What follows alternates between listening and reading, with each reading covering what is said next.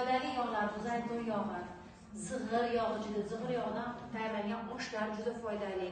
Zig'ir yog'idan tashqari yana zig'ir urug'lari foydali.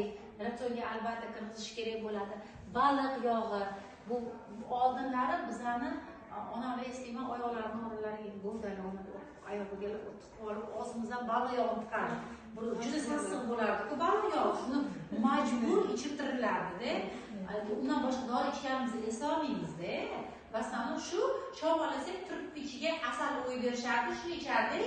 Yana hali chop ko'zimizni, yuzimizni qizartirib, qorga qarshi chop ketaverardik. Hech kasal bo'lib, isitma qilib, antibiotik olib. Nima uchun bolalar allergiya ichmaydi?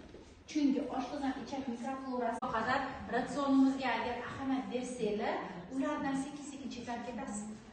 Xohlaysizmi, xohlamaysizmi, bolaning immuniteti o'sha hujayrani ko'zinglarning oldida qolsin, o'sha hujayra zo'r shakllanib, ya'ni sog'lom hujayra bo'lsa, bolangizda immunitet zo'r mustahkam bo'lib ketaveradi.